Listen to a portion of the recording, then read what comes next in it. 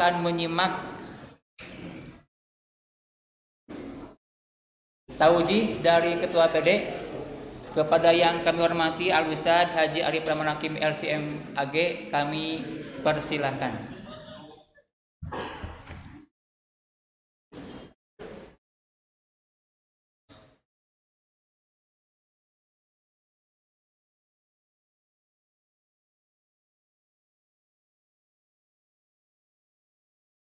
Alhamdulillahilladzi amarna bittaqwa wa nahana 'anil ittiba'il hawa.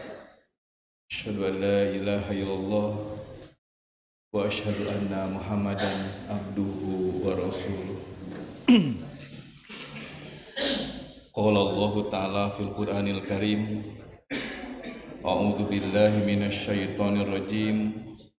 Wal takum minkum ummatun yad'una ilal khairi wa ya'muruna bil ma'ruf wa yanhauna 'anil munkari wa ulaika humul muflihun.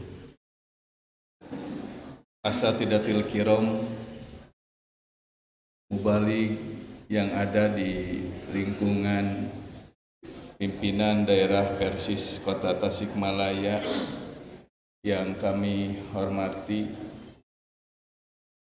alhamdulillah pada siang hari ini kita bisa berkumpul dalam acara kegiatan yang diadakan oleh PJTU KL dan juga bekerja sama dengan Pusdais.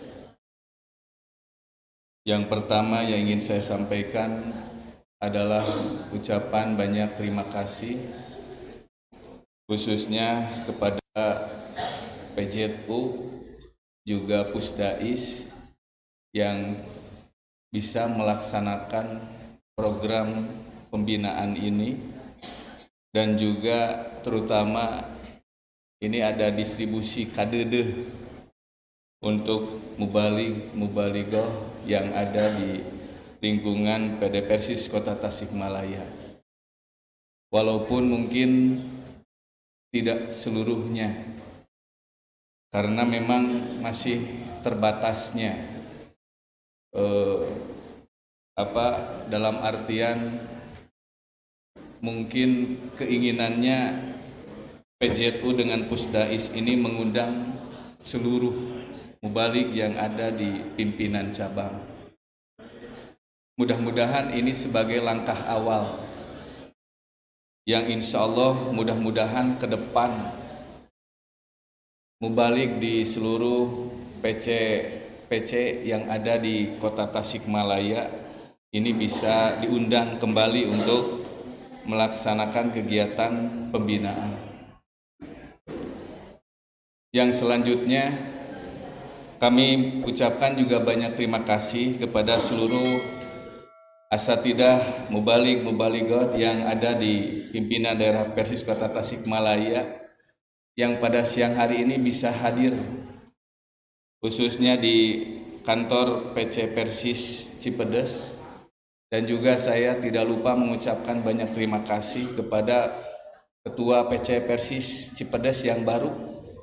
Mudah-mudahan Ustadz Asep dengan terpilihnya menjadi Ketua PC Persis Cipedes yang baru, mudah-mudahan anggotanya bisa lebih bertambah, dan mudah-mudahan PC Persis Cipedes juga bisa lebih maju, terutama dalam masalah segi dakwah.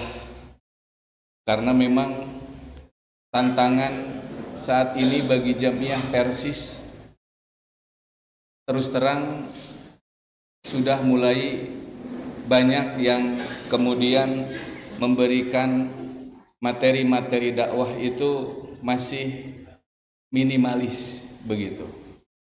Kalau dulu Persis ketika lahir itu menjadi motor, bahkan percontohan, karena saya dengar dari sesepuh gitu bahwa yang pertama kali dakwah lewat mimbar itu justru Jamiah Persis, karena NU dulu belum ada.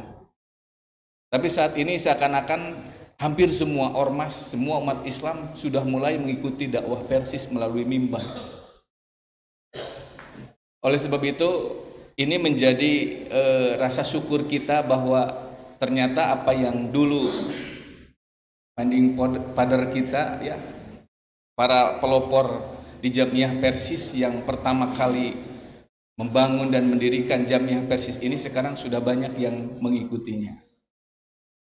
Hanya saja mungkin kenapa hal ini diadakan oleh pimpinan daerah melalui Pusdais dan PJTU dalam rangka meningkatkan kualitas keilmuan dan metode terutama bagi mubalik-mubalighah yang ada di lingkungan Jamiah Persis yang ada di Kota Tasikmalaya. Hari kemarin Ahad jam 10 saya kedatangan 3 mahasiswa dari Sekolah Tinggi Ilmu Dakwah. Mereka meneliti justru tentang perkembangan dakwah Persatuan Islam di Kota Tasikmalaya. Seperti apa saat ini, dan saya kemukakan apa adanya. Dan ketika mereka mempertanyakan apa problematika yang dihadapi oleh Jamiah Persis. Nah, sampai saat ini yang saya temukan problematika bagi kita khususnya mubalik, karena memang ada 2 kan tantangan itu. Pertama subjek, yang kedua objek. Kalau subjek kita kan dai, mubalik, ya, mubalighah. Yang kedua adalah pengurus DKM. Dulu saya pernah waktu datang ke Mesir itu sampai orang Mesir saja tahu. Ketika saya dipanggil, "Hei orang Malaysia," saya bilang saya bukan orang Malaysia, saya orang Indonesia. Orang Mesir tersebut tersenyum. Saya bilang, "Tidak ala, kenapa engkau menertawakan saya?" Ternyata dia menyebutkan, "Iya, katanya kan orang Indonesia terkenal, katanya di dunia itu masyarakatnya malas baca." Nah, hal inilah yang kemudian ini menjadi, waktu itu saya memang agak sakit hati juga, tapi dipikir-pikir, oke merenang gitu. Nah, jangan sampai ini kemudian terjadi di mubalik yang ada di pimpinan daerah Persis Kota Tasikmalaya. Waktu saya menikah pertama kali, kemudian tinggal bersama mertua di Raja Polah, itu pas pertama Ramadan di sana, saya mendengar ada ajengan pas kultum waktu taraweh itu menyebutkan bahwa sholat taraweh yang 11 rakaat itu tidak ada dalilnya. Saya langsung, di ajengan kok menyebutkan sholat taraweh nu 11 rakaat, dalilnya. Saya sampai nanya sama mertua saya, "Pak eta teh saha?" Ternyata keluarganya mertua saya. Karena keluarga mertua saya semuanya NU, tidak ada yang Persis. Makanya waktu itu tidak disukai oleh keluarganya. "Pak," saya bilang, "boleh tahu di rumahnya mau apa?" katanya. "Ya, yang di Sumpingan, yang terang, di mana dasarnya?" Pas saya datang ke rumahnya, ternyata dia pun hanya menyebutkan seperti itu karena dulu di pesantrennya diajarkan begitu. Pas saya tanya, "Bapak punya kitab-kitab apa saja?" Ternyata minim. Jadi mau menyampaikan keilmuan, mau mengenalkan Al-Quran dan Sunnah bagaimana, kalau ternyata para da'i di kita, ajengan, ulama, ustadz, di rumahnya tidak memiliki sumber bacaan. Padahal kita tahu bahwa ternyata kita di dalam hadis Sahih Bukhari kan yang pertama kali turun wahyu kepada Rasulullah adalah Iqra, bacalah. Di ujung hadis yang panjang tersebut, mungkin Bapak Ibu juga sudah pada hafal itu hadis yang tentang Iqra bismi rabbikal ladzi khalaq. Itu di ujungnya kan ketika Warokoh menyebutkan bahwasanya, jadi sebenarnya yang pertama kali beriman kepada Nabi Muhammad dia adalah Rasul, Warokoh sebenarnya. Warokoh itu kan ibnu ammi Khadijah, putra pamannya dari Khadijah. Ketika Rasulullah menceritakan apa yang terjadi di Gua Hira, Warokoh yang menyebutkan hadzan namus, itu adalah sahibus sirri, makhluk gaib, maksudnya malaikat Jibril yang pernah datang dan turun yang diutus oleh Allah kepada Nabi Musa. Karena memang Warokoh penulis kitab Ibrani, penulis kitab Taurat dan juga penulis kitab Injil. Jadi ketika Nabi Muhammad menyampaikan hal seperti itu, Warokoh yang tahu bahwa engkau adalah utusan dari Allah. Sehingga Warokoh pun pada waktu itu menyebutkan, "Laitani, seandainya saya jadaan, masih kuat, masih muda, laitani aku nahayan, seandainya aku masih hidup, maka pasti aku akan menolongmu ketika kaummu mengusirmu." Rasulullah waktu menyebutkan Warokoh, ketika engkau diusir oleh kaummu, Rasulullah bertanya, "Awamukhriziyahum?" Memangnya saya akan diusir oleh kaumku gitu. Jadi Rasulullah tidak tahu. Kata Warqah benar, tidak ada satu orang pun yang didatangi oleh malaikat Jibril illa kecuali dia, orang tersebut akan dimusuhi. Tapi di ujung hadisnya disebutkan belum juga sampai Warqah ingin membantu menolong Nabi Muhammad, ternyata Warqah keburu meninggal. Akhirnya wafatarul wahyu. Nah di sana wahyu setelah turun Iqra itu tidak turun. Para ulama berbeda pendapat. Hanya yang saya baca itu ternyata ada yang menyebutkan 3 tahun, ada yang menyebutkan 5 tahun. Wahyu tidak turun lagi kepada Nabi Muhammad. Menunjukkan apa? Nabi Muhammad tidak langsung dakwah. Ketika mendapatkan wahyu, masuk Islam enggak, tapi Iqra dulu. Nah di kita belum banyak ilmu, belum banyak baca, sudah mulai berani banyak. Makanya kenapa di kita banyak yang tadinya artis menjadi dai, yang tadinya pemabuk jadi dai gitu kan. Sehingga wajar di kita banyak kesalahan-kesalahan, kekeliruan. Kenapa? Karena tadi tidak ada Iqra dulu. Baru setelah Iqra Nabi Muhammad sekitar 3 tahun, dari menyebutkan 5 tahun, baru turun Al-Mudaththir kan, Qum fa'anzir. Nah makanya Asatidatul Kiram, saya berharap dengan adanya kegiatan pembinaan ini menjadi bekal bagi seluruh mubaligh-mubalighoh yang ada di lingkungan pimpinan daerah Persis Kota Tasikmalaya. Makanya saya lihat Ustadz Yusuf sudah menyiapkan buku kadedehnya hasil Dewan Hizbah supaya kita itu ada kesamaan, ya. Jangan sampai dai atau mubaligh-mubalighoh yang ada di pimpinan daerah Persis Kota Tasikmalaya hasil keputusan Dewan Hizbah saja tidak tahu. Makanya yang menjadi persoalannya tadi, tantangan di kita banyak dai-nya juga yang seperti yang dinyatakan oleh orang Mesir, malas baca begitu. Seperti sekarang motivasi untuk baca bagi masyarakat itu sudah mulai besar, banyak gitu, tinggi, hanya sebatas baca WA gitu. Ketika di WA ada dakwah yang isinya Al-Quran dan hadis panjang, itu jarang ketika di grup itu kemudian dibaca.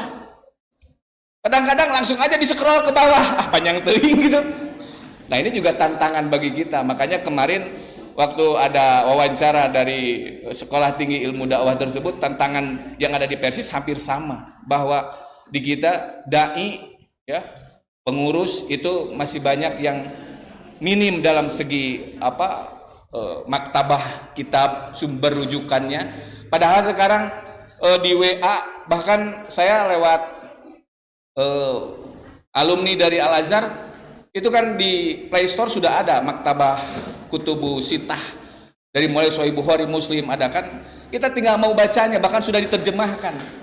Tapi karena mungkin malas membaca, akhirnya di kita pun banyak yang kemudian apa yang disampaikannya tidak ada perkembangan. Nah mudah-mudahan ini dengan adanya pembinaan mubalighoh, bagaimana kita dimotivasi agar kita mau untuk membaca apa-apa yang akan disampaikan, karena memang sumber ilmu itu berasal dari bacaan. Kemudian yang berikutnya, kita pun akan terus berusaha bagaimana supaya hasil-hasil keputusan Dewan Hizbah ini bisa diserap oleh seluruh mubaligh dan mubalighoh, khususnya yang ada di pimpinan PD Persis Kota Tasikmalaya.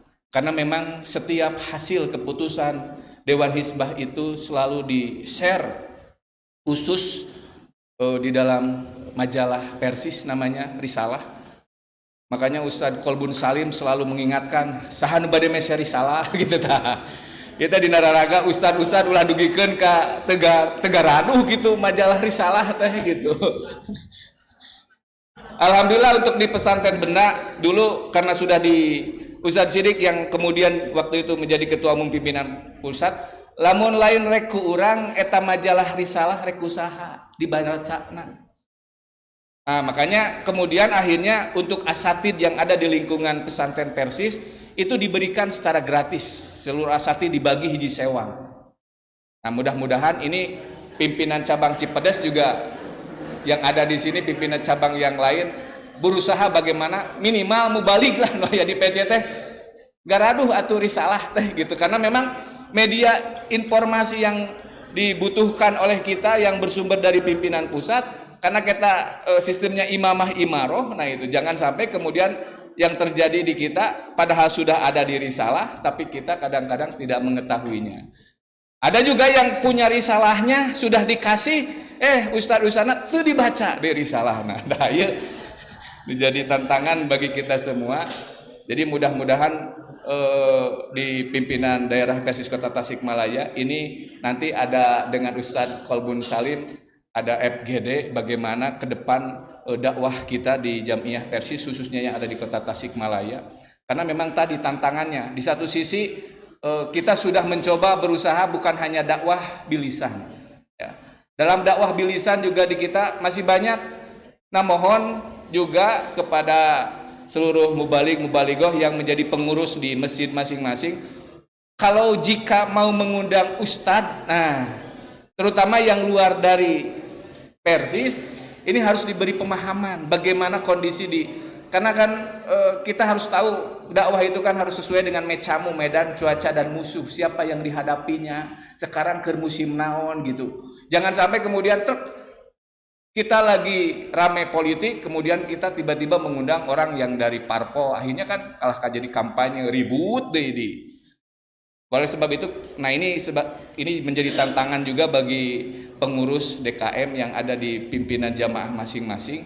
Jadi tolong disesuaikan dengan medannya bagaimana, cuacanya bagaimana, musuh yang dihadapi oleh kita itu seperti apa, sehingga ke depan kita dakwah itu benar-benar seperti kemarin PD Persis Kota Tasikmalaya dalam rapat panitia Persis Center, tolong mubalik kita bantu dengan apa? Memahamkan tentang pentingnya sedekah jariah. Karena memang yang menjadi tonggak gitu kan, ujung tombak dalam pembangunan Persis Center itu adalah mubalik. Makanya Haji Useng sangat terus katanya, "Yuk kudu ku ustad, ieu mah ustad. Tugasna ustad." Kolektor manu nagihan mengansa ukur nagihan, ustad justru bagaimana supaya bisa. Saya bilang selain juga ustad, memang kita semua bersama-sama harus mencoba menyisihkan waktu minimal ketika kita menyampaikan dakwah di jamaah-jamaah itu, menyisihkanlah sisa waktu di ujung untuk kembali mengingatkan bahwa kita punya program seluruh anggota untuk bisa menyelesaikan pembangunan Persis Center, karena memang pembangunan Persis Center ini bukan program kerja PD, tapi ini program kerja seluruh anggota Persis, karena cerminan PD Persis Kota Tasikmalaya akan dilihat dari kantor yang dimiliki oleh pimpinan daerah Persis Kota Tasikmalaya. Sehingga mudah-mudahan jika ini nanti ke depan selesai, maka seluruh pimpinan cabang dan otonom bisa memanfaatkan bagaimana agar kita bisa memakmurkan masjid tersebut. Karena saya melihat saat ini, saya sering ke Bandung, setiap cabang itu sudah mengadakan pengajian ahad yang dihadiri oleh ribuan. Saat ini kita baru bisa mengadakan di Masjid Agung, kemudian di Masjid Aisyah dan di Masjid Al-Hidayah. Dan sekarang juga Al-Hidayah sudah diambil alih oleh PC Kawalu. Jadi sekarang PD pun hanya tinggal 2, yaitu 3 dengan di mana? Dengan di Inihiang. Nambahan deh ya ini di Arosad gitu. Nah, mudah-mudahan ke depan kita memiliki tempat khusus bagi kita, memiliki kajian yang bisa dihadiri oleh seluruh anggota Persis yang ada di pimpinan daerah Persis Kota Tasikmalaya. Itu saja yang bisa saya sampaikan pada kesempatan kali ini. Mudah-mudahan kegiatan ini bisa berjalan dengan baik dan lancar, dan mudah-mudahan hasil dari pembinaan yang akan nanti disampaikan oleh Ustadz Faisal, kami atas nama pimpinan daerah Persis Kota Tasikmalaya mengaturkan banyak ucapan terima kasih. Ustadz sudah bisa berkenan bisa hadir bersama kami, dan mudah-mudahan nanti bisa memberikan sharing bagaimana ke depan dengan masalah internalisasi prinsip satu rasa, satu suara, satu usaha. Sebab memang pembinaan ini yang dibutuhkan. Kadang-kadang di urang masih kene aya PD ayeuna mah eta nu ngomongna teh anggota Persis gitu, padahal ari PD teh saha atuh gitu. PC Cipedes teh padahal manehna anggota PC gitu kan. Jadi kadang-kadang nilainya teh nu disebut PC teh meureun taskil, nu disebut PD teh taskil, padahal PD adalah kita semua begitu. PC adalah yang ada di lingkungan PC tersebut begitu. Jadi ini yang butuh ditekankan tentang satu rasa, satu suara, satu usaha. Itu saja. Aku qouli hadza wa astaghfirullah li wa lakum wa lakum minkum. Rabbana atina fid dunya hasanah wa fil akhirati hasanah wa qina adzabannar. Wassalamualaikum warahmatullahi wabarakatuh.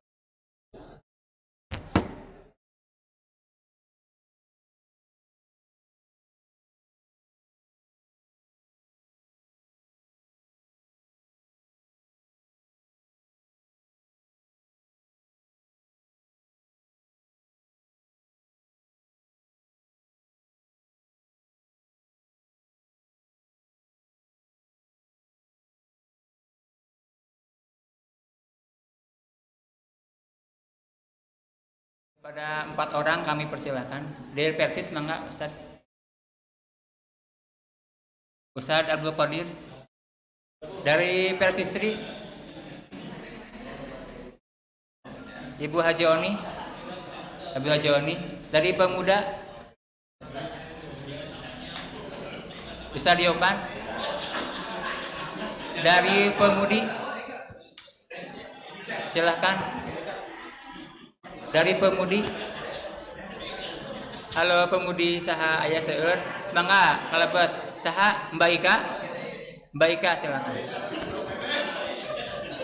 Dari Cipedes satu ada mangga Paumo. Oke. Yang akan menyerahkan adalah Ketua PD dengan bidang perjakatan untuk taskil PD, untuk PC oleh Ketua PC Panganten Anyar.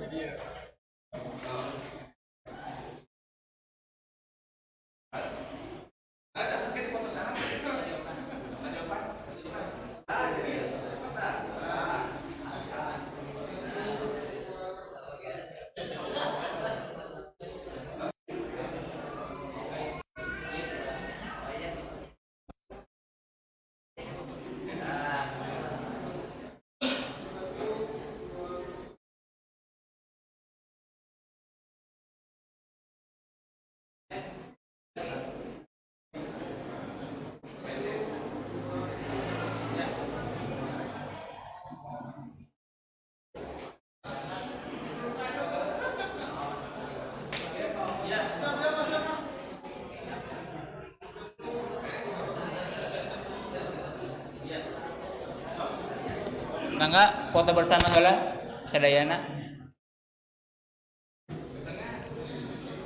Kapali katuhu geser salit.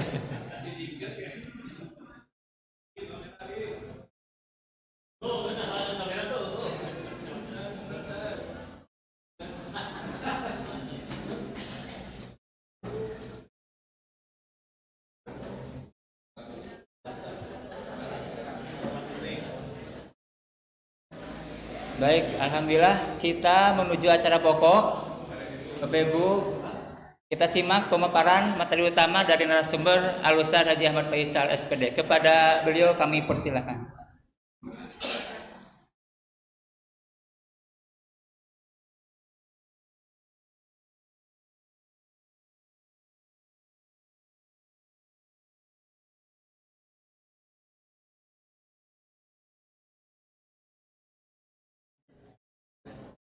Innal hamdalillah nahmaduhu wa nasta'inuhu wa nastaghfiruh wa na'udzu billahi min syururi anfusina was sayyiati a'malina may yahdihillahu fala mudhillalah wa may yudlil fala hadiyalah asyhadu an la ilaha illallah wahdahu la syarikalah wa asyhadu anna Muhammadan abduhu wa rasuluhul ladzi la nabiyya ba'da.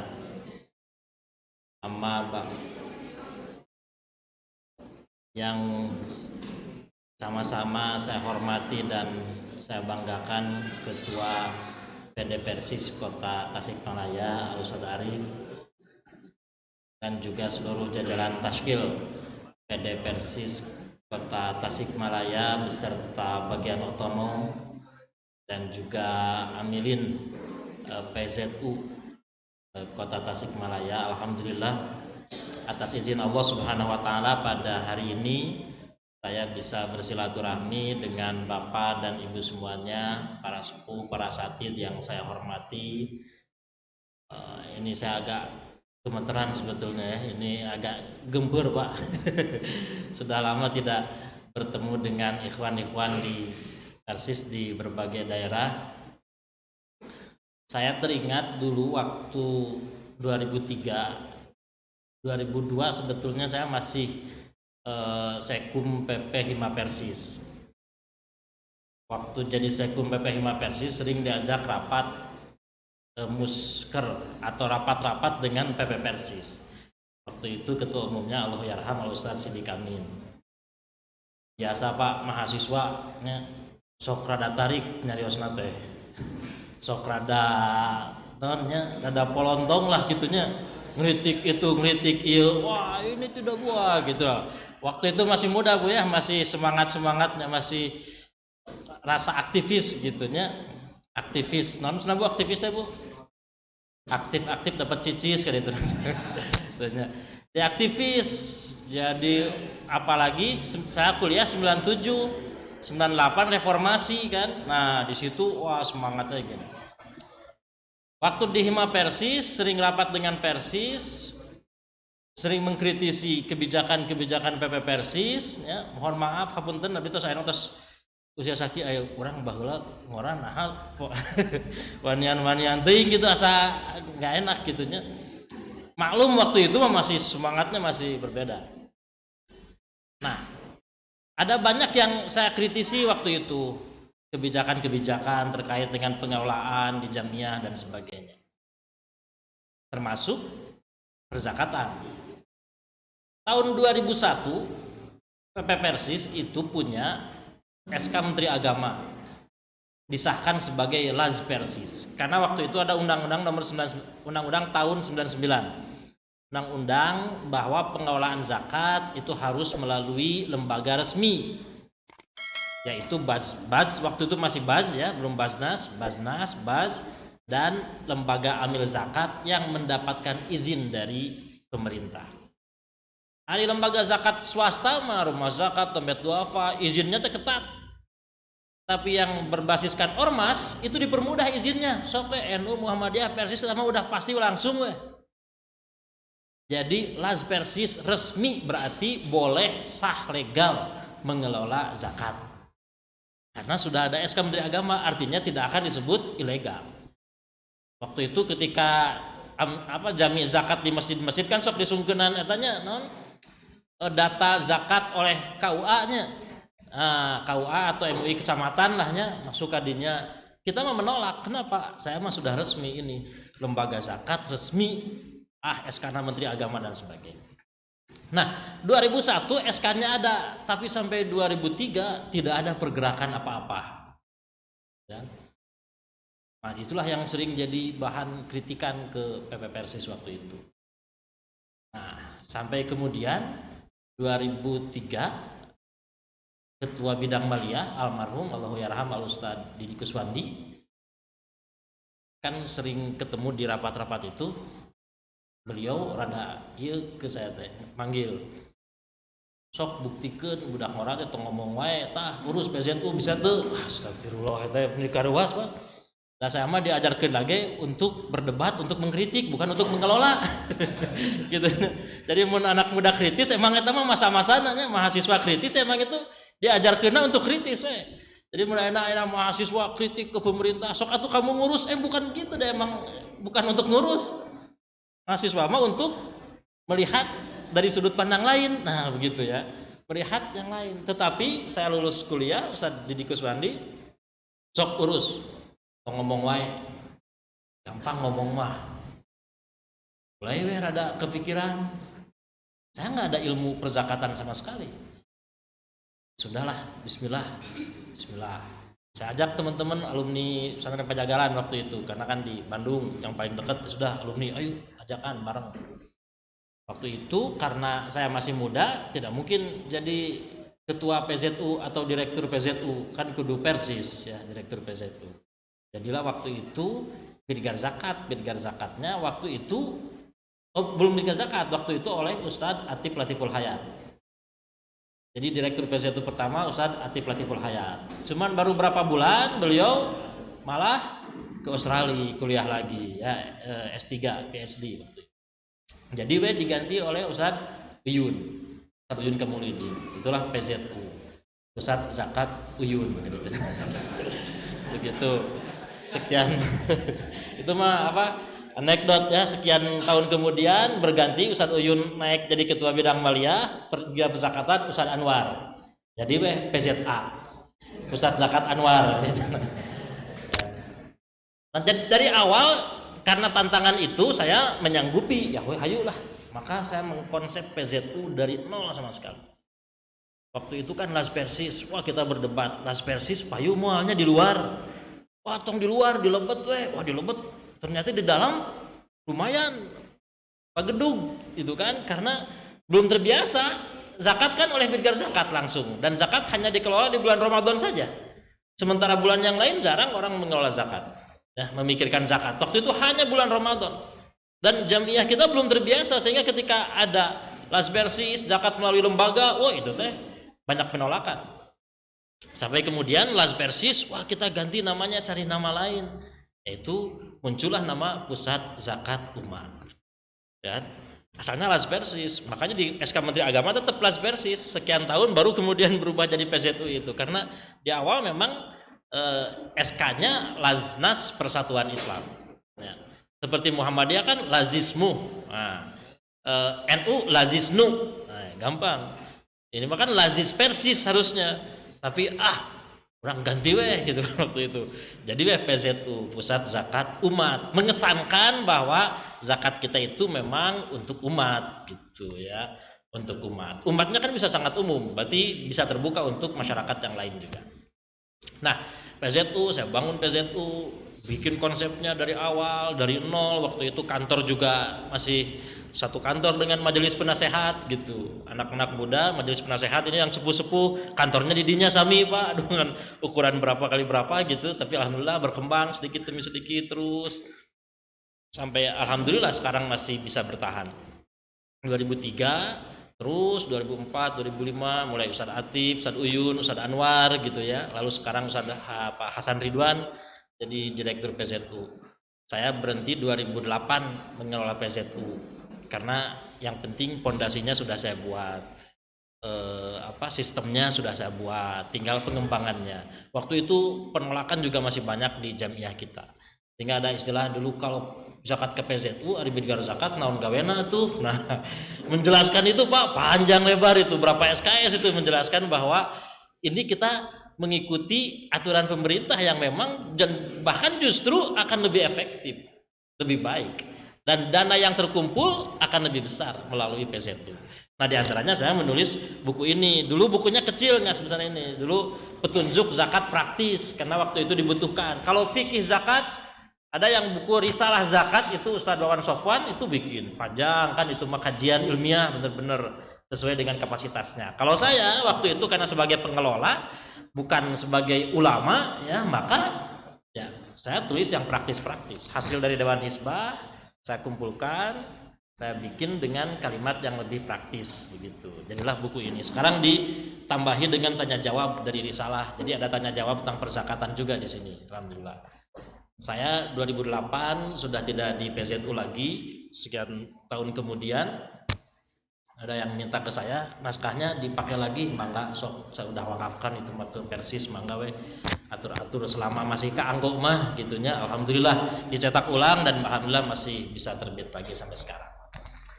Nah, 2008 saya berhenti di PZU karena merasa pondasi udah cukup kuat ya. Saya berkelana kaditu kadieu ya, berwirausaha dan segala macam. Nah, dengan Ustadz Yusuf dagang kerudung, jualan ini, jualan itu, resep kaditu kadieu, berkomunitas dan sebagainya sampai sekarang alhamdulillah ternyata Allah mentakdirkan meureun karena dulu selepas kuliah concern saya di perzakatan, kan orang lain beres kuliah nyari kerja, kalau enggak ngajar ya. Saya ngajar itu Pak, pernah ngajar tapi tebetah atasan ya gitu kan. Waktu itu sekali lagi masih darah muda, jadi masih seueur pemberontakan nanti masih kuat.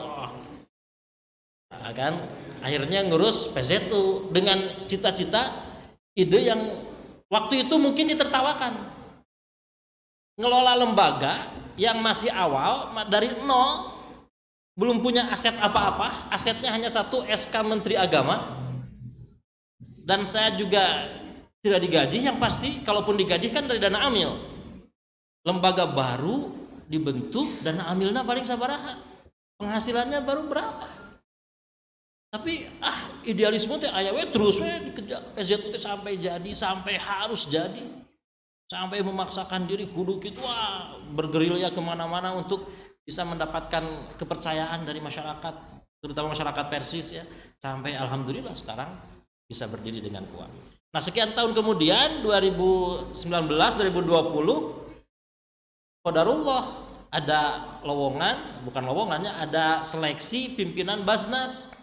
Ya sudah, karena saya masih punya memori tentang perzakatan dulu, ya sudah coba daftar seleksi. Dari sekian banyak seleksi tulis, seleksi psikotes, sampai akhirnya wawancara. Alhamdulillah dari sekian pelamar yang dipilih 5 di Basnas provinsi itu, yang dipilih 5. Yang 5 itu kan para kiai, ustadz, ajengan dari berbagai ormas yang punya jabatan, punya posisi, yang istilah nama akses politiknya juga kuat ya. Sementara saya ya masih kekeluntungan banyak.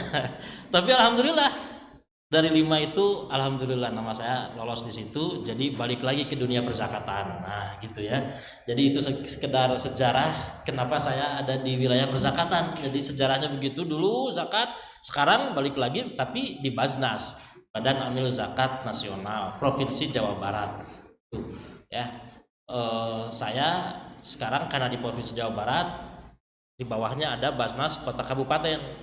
Nah, karena saya sudah di atas, ketika ada seleksi pimpinan Basnas Kota Kabupaten di Jawa Barat, saya ikut mewawancara, ikut menyeleksi Pak, ikut menyeleksi. Tiap ada Basnas Kota Kabupaten di Jawa Barat seleksi pimpinan Basnas, sok ningalieun aya orang Persis teu gitu. Sok gitu. Teu aya orang Persis, horea mau wawancara kanu lainkeun we. Tapi mun orang Persis semangat.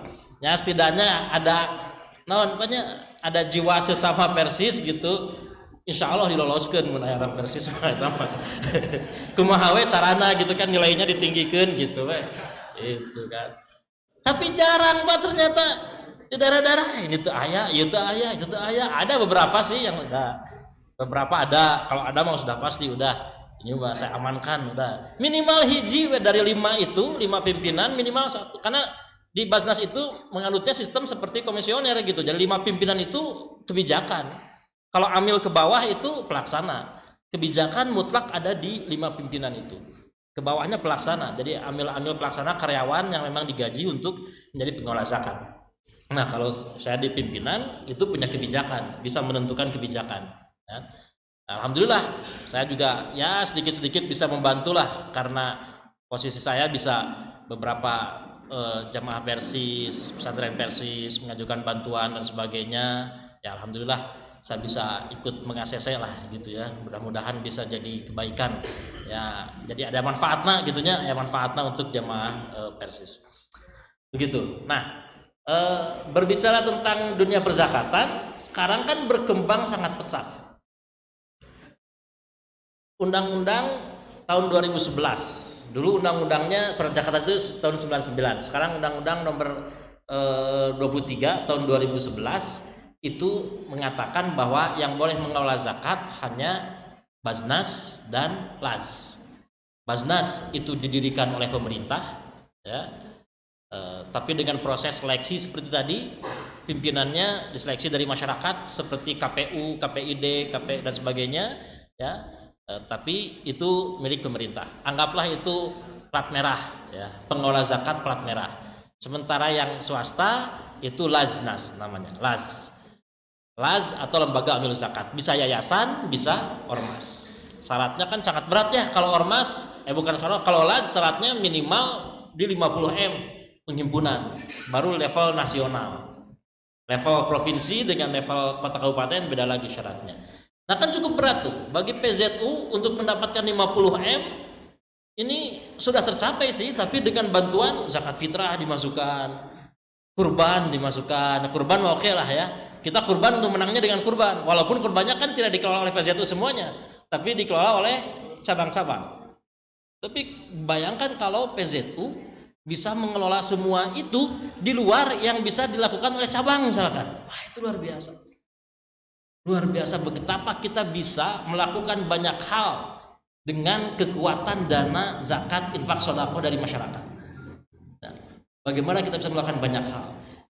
Kalau kita serius mengelola perzakatan, saya lihat di Basnas, di beberapa Laz, ada yang sudah bisa bikin sekolah, ada yang sudah bisa bikin rumah sakit. Ya, kalau kita bikin pesantren dari dulu udah kita mah punya anggota loyal, itu selesai itu. Bikin pesantren, bikin masjid, bikin itu mah kalau kita mengandalkan anggota itu insya Allah ya. Tapi tantangannya bagaimana PZU juga bisa mengetuk pintu hati masyarakat, mendapatkan trust, kepercayaan dari masyarakat itu. Bagaimana orang lain percaya nitipkan zakat KPZU mah aman. Kalau anggota insya Allah bisa dengan instruksi ketua PP, ketua PD bisa instruksi anggota zakatna KPZU tong kamana-mana selesai. Insya Allah nurut. Saya percayalah di sini mah nurut banyak. Nah benten tahu baca sanes, PD sanes sih kayaknya agak sulit gitu, banyak perdebatan ini itu. Tapi kalau kota Tasik mah insya Allah sami. Nurut. Jadi kalau anggota zakat ke PZU seharusnya itu sudah otomatis. 2003 mulai mensosialisasikan betapa zakat melalui lembaga. Nah di sini juga lengkap nih, kenapa zakat harus melalui lembaga? Dalilnya lengkap, ada dalilnya Pak. Kenapa zakat harus melalui lembaga? Sejak zaman Rasul sampai zaman Khulafaur Rasyidin tidak ada zakat yang disalurkan langsung oleh oleh muzaki kepada mustahik. Perintah khud min amwalihim atau bas 103, khud min amwalihim shadaqatan tutahhiruhum wa tuzakki bi. Ambillah, siapa yang boleh mengambil? Apakah mustahik boleh mengambil? Kalau perintah ambillah itu kepada mustahik yang lain selain amilin ya. Kebayang atuh Pak, orang-orang miskin datang ke orang-orang kaya, tok bae nagih zakat. Mun teu masihan diancam tak ku ayat. Kan tidak begitu. Sebagai mustahik juga harga diri dia harus dijaga. Makanya ada amilin wal amilina 'alaiha. Amilin ini yang boleh mengambil ya. Dan berkali-kali kan tukhadhu, kalau perintah Rasulullah kepada Muadz bin Jabal, tukhadhu min agniyaihim wa turaddu ila fuqaraihim, ya kan? Bahwa kalian diwajibkan bersedekah yang diambil dari orang kaya dan dibagikan kepada orang miskin. Siapa yang melakukan itu? Wal amilina 'alaiha, amilin. Jadi kalau menurut saya profesi satu-satunya profesi yang di SK-an ku Gusti Allah nyata profesi amilin, Pak. Jadi berbangga hatilah para amilin seluruh Indonesia. Sok teu aya di SK-an Gusti Allah profesi. Ya. Profesi dokter aya SK-na ti Allah. Tapi amilin mah ada, wal amilina 'alaiha at-taubah 60. Innamas shadaqatu lil fuqara'i wal masakin wal amilina 'alaiha. Itu jelas sekali. Jadi untuk apa Allah menyiapkan salah satu mustahik zakat itu amilin kalau bayar zakat bisa langsung dari muzaki ke mustahika? Dan ternyata setelah diteliti berbagai hadis jelas sekali. Ya. Idfa'u kata Rasulullah, idfa'u shadaqati amwalikum ila man wallahullahu amrakum. Serahkanlah sedekah kalian kepada orang yang mengurusi urusan kamu. Siapa mengurusi urusan kamu itu? Pemerintah. Jadi zakat itu wajib diserahkan kepada pemerintah. Makanya Khalifah sebagai pemerintah saat itu wah sangat keras. Abu Bakar sampai mau memerangi orang yang tidak mengeluarkan zakat, diperangi. Kenapa berani memerangi? Ada SK bahwa zakat itu ke pemerintah, dari pemerintah salurkan ke daerah, ke mustahik. Nah, pemerintah Republik Indonesia sekarang, ya kan, dianggap oleh para ulama itu memenuhi syarat untuk itu. Makanya pemerintah kemudian berhak mengelola zakat. Tapi pemerintah kemudian mengeluarkan undang-undang yang organisasi pengelolaan zakat itu tadi. Ada Basnas, ada LAZ gitu. LAZ-nya siapa saja? Ada dompet duafa, rumah zakat, DPUDT, rumah yatim, termasuk Muhammadiyah, NU, Persis, itu dibolehkan mengelola zakat. Artinya sudah dapat legalitas dari pemerintah sebagai yang berwenang dalam pengelolaan zakat. Oleh karena itu, kalau kita sudah punya itu tapi tidak dimanfaatkan, itu apa ya namanya ya? Itu kalau kita punya nikmat tapi tidak disyukuri dengan apa namanya? Dengan kita punya nikmat nih, nikmat akal misalkan. Kan cara bersyukurnya dengan cara mencari ilmu, kan, dengan cara berilmu, membaca tadi dan sebagainya. Namanya syukur nikmat. Kalau akal otak kita tidak digunakan untuk mencari ilmu yang kebaikan-kebaikan, maka namanya kufur nikmat. Kalau pemerintah sudah ngasih SK sebagai LAZ nasional, terus orang Persisna hare-hare dengan PZU-nya, maka bisa disebut itu kufur SK. Kufur SK, sudah dikasih SK tapi diam gitu. Ini sayang sekali. Makanya saya senang ketika PZU berkembang sedemikian pesat. Alhamdulillah. Waktu di zaman saya tidak sepesat sekarang, tapi alhamdulillah sekarang sudah lebih pesat. Itu luar biasa. Berarti sekarang PZU harus lebih eksis lagi. Di internal harusnya sudah beres idealnya.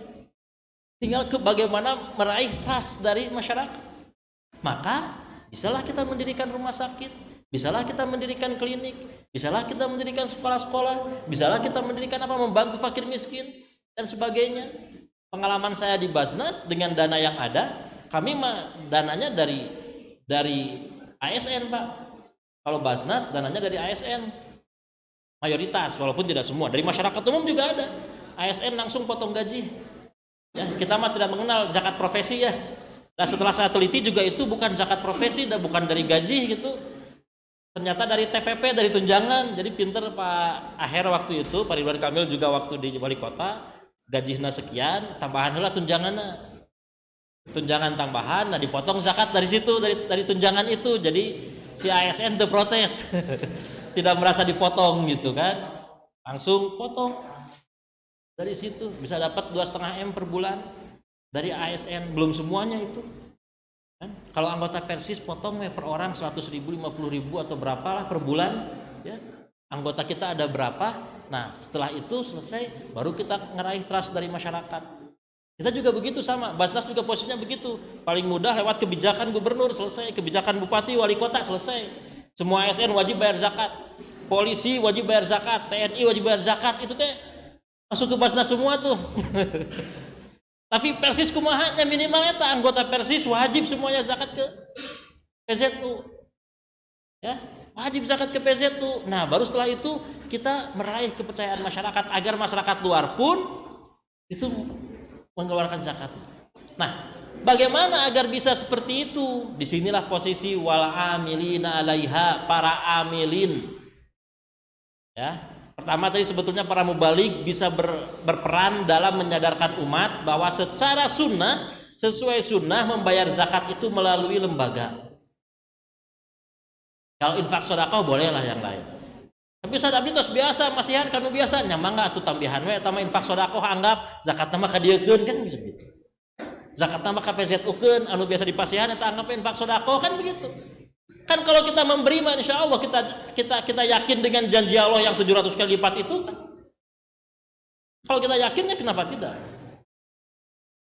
Jadi balik itu menyadarkan umat bagaimana bayar zakat ke lembaga, ke PZU. Nah, tinggal kemudian para amilinnya bagaimana mengelola zakat itu secara profesional, secara baik, transparan, terasa manfaatnya oleh umat. Nah itu. Kenapa kemudian zakat melalui lembaga meh aya nu mikiran Dalamun saya sebagai muzaki terus ingin memberdayakan mustahik kumaha carana ahli lieur mending ngurus bisnis we, mending ngurus usaha we banyak. Sok bapak-bapak yang punya usaha lieur mikiran dana zakat dikelola kumaha. Udah saja serahkan ke lembaga zakat, serahkan ke amilin, selesai. Tadi kan idfa'u shadaqati amwalikum ila man wallahu amrakum. Serahkanlah sedekah itu kepada zakat itu kepada orang yang mengurusi urusan kamu. Waman barra falinafsi, waman athima fa'alaiha. Kalau pengelolaannya itu benar, itu pahala buat si pengelolaannya. Kalau yang ngelolanya nggak benar, korupsi atau melakukan penyelewengan, dosanya untuk dirinya, untuk si pengelola. Kita yang zakat, ya muzaki tidak terkena dosa. Udah serahkan ke PZ Umah, namun ternyata dikelola teu bener oge, bukan salah kita. Dosanya nggak akan sampai ke para muzaki. Zakatnya adalah si amilin itu yang dosa. Nah makanya di sini amilinnya harus cakap. Kalau dulu yang namanya amil zakat teh banyak bulan Ramadan masang meja di masjid menerima titipan zakat gitu sore sampai taraweh gitunya, gitu kan? Atau amilin teh nyandak maaf kemana-mana nyungkeun sumbangan sehingga orang gak mau jadi amilin isin sieun disangka tukang minta sumbangan ya begitu ya. Sekarang enggak Pak, amilin itu gara raya, amilin itu jadi sebuah profesi. Kalau ada anak muda datang mau melamar calon istrinya, oleh calon mertua ditanya kamu kerjanya apa, abdi amil zakat Pak. Kira-kira itu para mertua menerima enggak? Kela. Pasti mindsetnya kalau dulu amil zakat. Padahal kenapa tidak? Amil zakat itu sebuah profesi.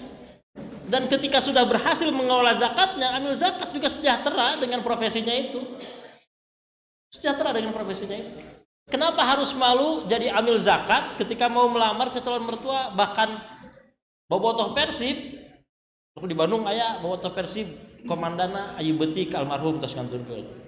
Waktu itu di ngelamar calon istrinya ditaruh ku mertuana. Damel di mana Jang? Di Persib Bu. Wes luar biasa. Janten naon? Janten bobotoh Bu. Wani gitu kan? Seorang bobotoh Persib Ayu Betik wani melamar dengan mengatakan profesi saya bobotoh Persib. Dan memang dia sangat menjiwai Pak. Sampai putra naoge diberi nama Jayalah Persibku pepanjang nate. Jadi na akte kelahiran nate Jayalah Persibku namina teh Bu. Sepanggilannya si Jaya. Saking ininya dan ternyata setelah saya telusuri istrinya tuh ternyata anak anggota Persis di Banjaran.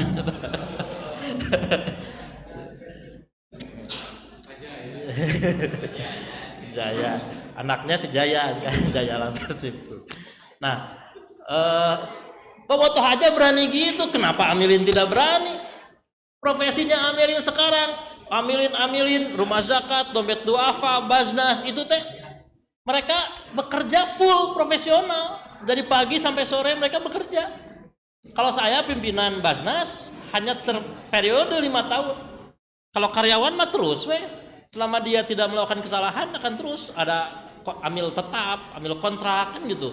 Kalau kontrak tahunan, amil tetap begitu. Jadi amilin juga sejahtera, amilin juga maksimal kerjanya. Setiap hari dia ngurusin, mikirin kumaha carana ngelola dana zakat, baik menghimpun ataupun menyalurkan. Ketika dia full profesional, ya terjaga, maka dia berpikir lebih cerdas, lebih kreatif, sehingga dana terkumpul lebih banyak. Dana terkumpul lebih banyak, manfaatnya lebih banyak juga. Dan sebanyak-banyaknya dana terkumpul buat amilin mah tetap 12,5%. Ya, tidak akan lebih. Jadi insya Allah percayalah amilin itu walaupun dia tetap harus hidup layak ya dengan penghidupannya dengan gajinya dari amil zakat itu, tapi juga ya nggak mewah-mewah teuing gitu. Terus juga pegawai bank teuingnya. Tapi harusnya begitu. Dulu kita nyari zakat duduk nungguin. Sekarang setelah pandemi lebih cepat mengumpulkan dana zakat lewat digital. Orang bisa bayar zakat dari rumah lewat HP-nya masing-masing. Mungkin belum kepikiran oleh kita, tapi terbukti di Basnas Pusat, termasuk di Basnas Jabar yang saya kelola, itu peningkatan zakat infak sedekah melalui digital itu naik berlipat-lipat ganda, naik pesat. Artinya ada banyak orang yang sekarang udah malas aditukah dia cukup ningali oh websitenya bagus, oh ya terpercaya, ya udah kirim transfer. Oh iya bagus, ya terpercaya, kirim transfer begitu. Bisa jutaan, puluhan juta, ratusan juta juga ada. Yang menarik ada di saya itu ada seorang yang mungkin dia entah kata ustadznya disuruh apa, tapi dia membiasakan sedekah setiap setelah selesai sholat 5 waktu. Bayarnya lewat naon, lewat GoPay. Keseueur Pak 2.000 kadang. Tapi sehari teh 5 kali. Jadi pas ditinggal itu masuk 5.000, 3.000, 2.000, 1.000, 5.000. Tapi setelah beres sholat wajib, beres subuh jam 5 masuk, jam 12.30 masuk, jam 3 masuk, uang teh nggak tahu siapa orangnya. Pas ditanya teliti, ditanya sudah hamba Allah saja. Ya sodakoh rutin hanya melalui GoPay, tek udah tiba-tiba dana masuk jadi saha. Dan rutin setiap hari sampai sekarang setiap hari 5 kali lah. Jadi mun sekali ngirim 2.000 berarti sehari 10.000. Dan itu masih bujangan Pak, belum menikah. Ya mungkin bujangan belum nikah, kalau sudah nikah sudah punya usaha mungkin lebih dari itu dia akan sedekah. Ya, tapi kenapa dia percaya begitu? Dia lihat websitenya, oh ini bagus terpercaya, ya sudah kirim, kan begitu. Lihat aksi-aksinya, lihat kerja-kerjanya, lihat penyaluran-penyalurannya. Berapa orang yang kita bantu, datanya jelas ada. Profesional itu jelas. Kita membantu, kita misalkan bangun rumah nih, rutilahu rumah tidak layak huni. Ya. Di anggota jamaah kita ada nggak yang rumahnya hampir roboh misalkan? Kalau tidak ada, cari berarti yang masyarakat lain. Kan ngebangun rumah paling sekitar 12 juta, 15 sampai 20 jutaan. Anggaran rumah itu kalau pemerintah Pak, pemerintah itu 15 jutaan. 15 juta, tapi saya sering dengar nyampainya mah 11, 10 duka ya tamat apal. Tapi kalau di Basnas mah insya Allah saya dikawal, kita sekitar 20 Pak, 20 sampai 25 ngebangun rumah itu, rumah tidak layak huni 20, 25 juta. Kan kumpulkan dana zakat, terasa manfaatnya, fakir miskin terbantu dan sebagainya. Kenapa bisa seperti itu? Orang percaya, oh benernya iya mah bisa dipercaya ya, amilinnya ya udah zakat ke situ, zakat ke situ. Tidak usah ketemu pun lewat HP itu orang bisa bayar zakat. Yang gede-gede, yang kecil-kecil tadi 10.000, 5.000 lewat GoPay ya udah. Dan mau tidak mau sekarang juga kita sudah punya GoPay, Dana, e-wallet itu kan banyak ya. Yang suka usaha pasti tahu tuh. Nah, harusnya amil zakat bisa menjadi profesi yang menjanjikan di masa yang akan datang. Dan sekarang sudah terjadi sebetulnya. Cuman di Persis apakah sudah seperti itu? Tapi kalau di luar ini sudah terjadi. Saya ketemu dengan amil zakat Pak, gara raya Pak amil zakatnya. Ya mungkin karena gajinya lumayan cukup gitu ya, mencukupi. Kenapa gajinya mencukupi? Ya karena penghimpunan zakatnya juga besar. Kenapa penghimpunan zakatnya besar? Ya amil-amilinnya kreatif, inovatif, mencari kesana kemari, perusahaan diketok. Ya. Individu juga sama demikian, lewat digital, lewat Instagram, lewat apa segala macam. Wah, banyak sekali. Jadi amil zakat bukan saatnya lagi hanya duduk diam nungguin, kecuali bagian front office nya teman nungguan di kantor ya, nungguin di masjid, nungguan atau nyadak map kemana-mana, bukan saatnya lagi. Zaman udah berubah sekarang. Zaman udah berubah dan saya yakin potensi zakat di Persis itu sangat-sangat besar. Potensi zakat di Indonesia ini ada di angka 500 triliun. Bahkan kalau nggak salah kemarin udah sampai 800-an. Tapi yang terkumpul baru nyampe 2, berapa triliun gitu ya. Oleh semua lembaga zakat maksudnya ya. Oleh Basnas, lembaga zakat ini Persis segala macam dikumpulkan, berarti masih banyak orang yang belum bayar zakat. Atau masih banyak orang yang bayar zakat tapi tidak ke lembaga. Maka di sini peluang. Sok peluang. Saya lihat Basnas Kota Tasik punten tidak terlalu aktif.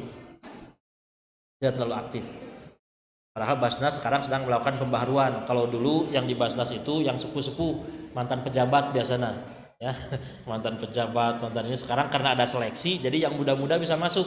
Ya, termasuk saya bisa masuk sehingga lebih aktif lagi. Basnas Kota Tasik saya lihat tidak terlalu aktif. Ini peluang sok PZU bisa eksis dompet duafa, rumah zakat nggak ada di sini ya? Ada tidak?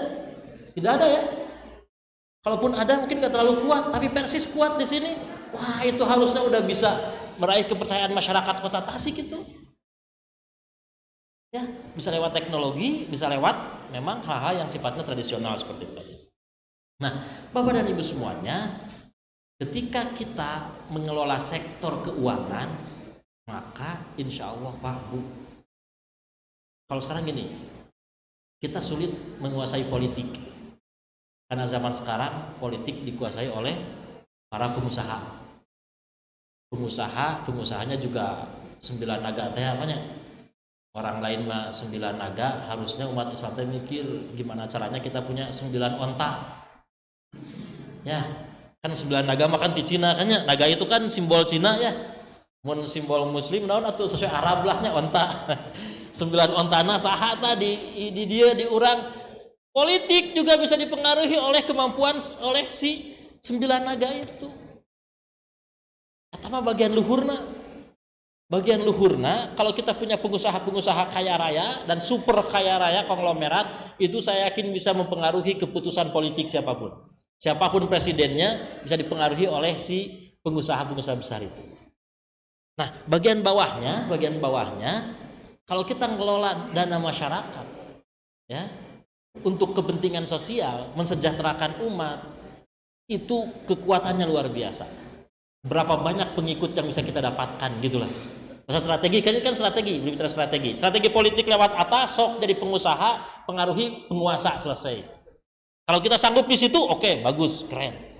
Tapi kalau misalkan kita mau dari bawah, grassroots, ya, dengan kita berbuat baik ke masyarakat, membantu masyarakat, timbul kepercayaan, mereka senang kepada Persis, untuk jadi anggota minimal simpatisan, itu kan jadi lumbung suara untuk ke depan siapapun nanti yang maju, itu kita bisa punya kekuatan. Apalagi kalau dana yang kita kumpulkan terasa manfaatnya, jadi rumah sakit, jadi klinik, jadi balai pengobatan, jadi apa, jadi gitu. Ya. Jadi saya harap sekarang Amilin PZU, ya, termasuk didukung oleh seluruh jamaah Persis, impiannya harus besar. Dan saya sangat apresiatif ketika kita mau membangun gedung semegah itu dengan dana besar. Saya yakin di sini ada orang-orang yang berani untuk bermimpi besar. Karena biasanya ketika saya ke beberapa daerah, atau di mana, atau Senage, kan selalu begitu. Tapi saya yakin di sini berani untuk bermimpi besar. Maka posisi PZU pun harus diangkat menjadi posisi yang lebih besar. Berani lagi untuk memberi, untuk membuat proyek-proyek akhirat yang bisa bermanfaat untuk masyarakat. Klinik, rumah sakit, apapun lah gitu ya. Misalkan target sekarang 100 rutilahu terbangun. Kalau rutilahu itu 25 juta kali 100 kan 250 juta, tidak terlalu banyak. Tapi di mana-mana sebar PZU berhasil 100 rumah disehatkan oleh PZU. Jembatan antar kampung yang terputus tuh.